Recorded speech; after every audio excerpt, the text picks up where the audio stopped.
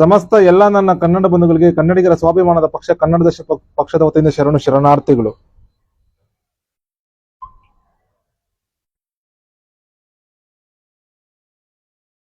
ನಮ್ಮ ಕನ್ನಡ ದೇಶ ಭಾರತ ಒಕ್ಕೂಟಕ್ಕೆ ಸೇರ್ಪಡೆ ಆದಾಗಿಂದ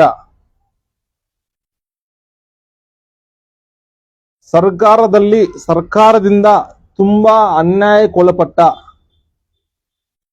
ತುಂಬಾ ತುಳಿತಕ್ಕೊಳಪಟ್ಟ ಯಾವುದಾದ್ರು ಎರಡು ಸಮುದಾಯಗಳಿದ್ರೆ ಅದು ವೀರಶೈವ ಲಿಂಗಾಯತ ಸಮುದಾಯ ಮತ್ತು ಒಕ್ಕಲಿಗ ಸಮುದಾಯ.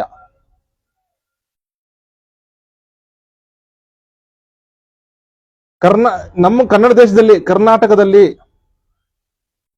ಈ ಎರಡು ಸಮುದಾಯದಲ್ಲೂ ಮೊದಲನೇ ಸ್ಥಾನ, ಎರಡನೇ ಸ್ಥಾನದಲ್ಲಿ ಹೆಚ್ಚು ಇದ್ರೂನು ಯಾವುದೇ ರೀತಿ ಮೀಸಲಾತಿ ಇಲ್ಲ, ಏನು ಇಲ್ಲ, ಏನಂದ್ರೆ ಏನು ಇಲ್ಲ.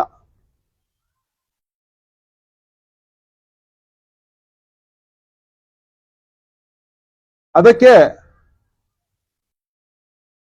ಮೊನ್ನೆ ಸನ್ಮಾನ್ಯ ಶ್ರೀ ಶ್ರೀ ಶ್ರೀ ಬಸವ ಮುತ್ತುಂಜಯ ಸ್ವಾಮಿಗಳು ಹೋರಾಟ ಮಾಡ್ತಾರೆ, ಲಿಂಗಾಯತ ಸಮುದಾಯಕ್ಕೆ ಮೀಸಲಾತಿ ಕೊಡ್ಬೇಕಂತ ಹೇಳ್ಬಿಟ್ಟು.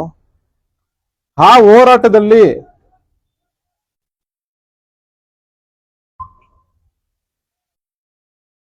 ಮನಸ್ಸೋ ಇಚ್ಛೆ ಮನ ಬಂದಂತೆ ನಮ್ಮ ರಕ್ಷಕರು ಆ ಹೋರಾಟಗಾರನ್ನು ತಲುಪಿಸ್ತಾರೆ.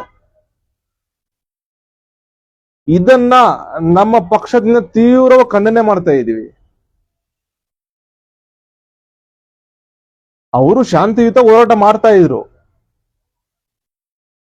ಯಾರೋ ಒಬ್ಬ ಕಿಡಿಗೇಡಿ ಅಥವಾ ಯಾರೋ ಕೆಲವು ಜನ ಕಿಡಿಗೇಡಿಗಳು, ಅವರೇನು ನಮ್ಮ ಕನ್ನಡಿಗರಲ್ಲ, ಯಾರೋ ಹೊರಗಿನವರು ಇರ್ತಾರೆ. ಹೊರಗಿನ ಶಕ್ತಿ ಕುತಂತ್ರಗಳು ಮಾಡ್ಬಿಟ್ಟು ಷಡ್ಯಂತ್ರ ಮಾಡಿ ಹೊರಗಿನವರು ತಂದಿಕೊಳ್ಳೋ ಕೆಲಸ ಅಂತ ಮಾಡಿದ್ದಾರೆ. ಇದ್ರ ಬಗ್ಗೆ ಸರ್ಕಾರ ಎಚ್ಚೆತ್ತುಕೊಳ್ಬೇಕಾಗಿತ್ತು. ಸರ್ಕಾರ ಎಚ್ಚೆತ್ತುಕೊಂಡು ಅಂತ ಹೊರಗಿನ ದುಷ್ಟ ಶಕ್ತಿಗಳನ್ನ ಮೊದಲೇ ಮಟ್ಟ ಹಾಕಿದ್ರೆ ಈ ತರ ಹೋರಾಟಗಾರನ್ನು ತಲುಸೋದಾಗಿರ್ಬಹುದು, ಹತ್ತಿಕ್ ಹೋದ ಯಾವ್ದು ಈ ತರ ಪ್ರಮೇಯ ಬರ್ತಾ ಇರ್ಲಿಲ್ಲ, ಸರ್ಕಾರಕ್ಕೂ ಕೆಟ್ಟ ಹೆಸರು ಬರ್ತಾ ಇರಲಿಲ್ಲ.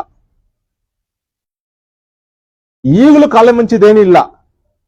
ಮಾನ್ಯ ಮುಖ್ಯಮಂತ್ರಿಗಳು ಸಮಸ್ತ ಕನ್ನಡ ಬಂಧುಗಳಲ್ಲಿ ಕ್ಷಮೆ ಕೇಳಿ ಆ ದುಷ್ಟ ಶಕ್ತಿಗಳು ಯಾರು ಕಿಡಿ ಹಚ್ಚಿದ್ರಲ್ಲ, ರಕ್ಷಕರ ಮೇಲೆ ಯಾರು ಕಲ್ಲೆಸಿದ್ರು ಮತ್ತೆ ಗಲಾಟೆಗೆ ಯಾರು ಕಾರಣಕರ್ತರಾದ್ರಲ್ಲ, ಮೊದಲು ಅವ್ರು ಒದ್ದು ಒಳಗಡೆ ಹಾಕಿ ಬಂಧನ ಮಾಡಿ ಒಳಗಡೆ ಹಾಕಿ ಸಮಸ್ತ ಕನ್ನಡ ಬಂಧುಗಳ ಕ್ಷಮೆ ಕೇಳ್ಬೇಕು ಈ ವಿಚಾರ ಸಂಬಂಧಪಟ್ಟಂಗೆ. ಹಾಗೂ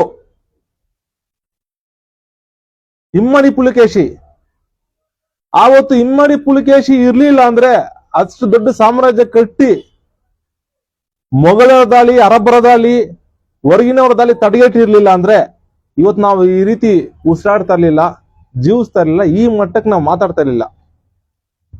ಅಂತ ಮಹಾರಾಜ, ಮಹಾ ಚಕ್ರವರ್ತಿ, ದಕ್ಷಿಣ ಪತೇಶ್ವರ ಅಂತಹ ಚಕ್ರವರ್ತಿಯ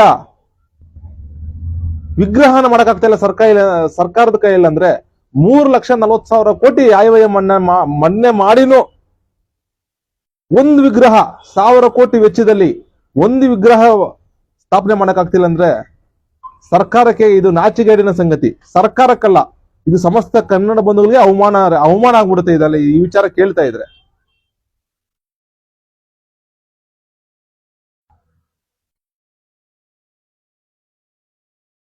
ಈ ಕೂಡಲೇ ಬೆಳಗಾವಿಯಲ್ಲಿ ವಿಧಾನಮಂಡಲ ಅಧಿವೇಶನ ನಡೀತಾ ಇದೆಯಲ್ಲ, ಈ ಅಧಿವೇಶನದಲ್ಲಿ ಘೋಷಣೆ ಮಾಡಬೇಕು. ಇಮ್ಮಡಿ ಪುಲಿಕೇಶಿ ವಿಗ್ರಹಕ್ಕೆ 1,000 ಕೋಟಿ ಅನುದಾನ ಕೊಟ್ಟು ಇಡೀ ವಿಶ್ವ, ಕನ್ನಡ ದೇಶ ಹೇಳಿದ ಭಾರತ ಒಕ್ಕೂಟ ತಿರುಗಿ ನೋಡುವಂತಹ ವಿಗ್ರಹ ಸ್ಥಾಪನೆ ಮಾಡಬೇಕು. ಸ್ಥಾಪನೆ ಮಾಡಿ ಇತಿಹಾಸನ, ಕನ್ನಡ ದೇಶದ ಇತಿಹಾಸನ, ಕನ್ನಡಿಗರ ಇತಿಹಾಸನ, ಕನ್ನಡದ ಮಹಾರಾಜರನ್ನ, ಕನ್ನಡ ಮಹಾರಾಜರ, ಕನ್ನಡ ಧರ್ಮದ ಮಹಾರಾಜರ, ಕನ್ನಡ ಸಾಮ್ರಾಜ್ಯದ ಮಹಾರಾಜರ ಇತಿಹಾಸವನ್ನು ಜಗತ್ತಿಗೆ ಸಾರಬೇಕು. ಹಾಗೂ ಈ ಮೀಸಲಾತಿ ಹೋರಾಟಗಳು ನಿಲ್ಲಿಸಬೇಕಂದ್ರೆ ಒಂದು ಪರಿಷ್ಕಾರ ಇದೆ. ವೀರಶೈವ ಲಿಂಗಾಯತ ಸಮುದಾಯಕ್ಕೆ 25% ಮೀಸಲಾತಿ, ಒಕ್ಕಲಿಗ ಸಮುದಾಯಕ್ಕೆ 15% ಮೀಸಲಾತಿ ಕೊಟ್ಬಿಟ್ರೆ ಈ ಹೋರಾಟಗಳೇ ಯಾವುದು ಇರಲ್ಲ. ಸಮಸ್ತ ಕನ್ನಡ ಬಂಧುಗಳ ಪರವಾಗಿ ನಾವು ಒತ್ತಾಯ ಮಾಡ್ತಾ ಇದ್ದೀವಿ. ಇದೇ ವಿಧಾನಮಂಡಲ ಅಧಿವೇಶನದಲ್ಲಿ ಒಕ್ಕಲಿಗ ಸಮುದಾಯಕ್ಕೆ 15%, ವೀರಶೈವ ಲಿಂಗಾಯತ ಸಮುದಾಯಕ್ಕೆ 25% ಮೀಸಲಾತಿ ಹಾಗೂ ಇಮ್ಮಡಿ ಪುಲಿಕೇಶಿಯ ವಿಗ್ರಹಕ್ಕೆ 1000 ಕೋಟಿ ಅನುದಾನ ಒದಗಿಸ್ಬೇಕಂತ ಬಿಟ್ಟು ಸಮಸ್ತ ಕನ್ನಡ ಬಂಧುಗಳ ಪರವಾಗಿ ಒತ್ತಾಯ ಮಾಡ್ತಾ ಇದ್ದೀವಿ. ಜೈ ಕನ್ನಡಾಂಬೆ, ಜೈ ಕನ್ನಡ ಧರ್ಮ, ಜೈ ಕನ್ನಡ ದೇಶ. ಶರಣು ಶರಣಾರ್ಥಿಗಳು.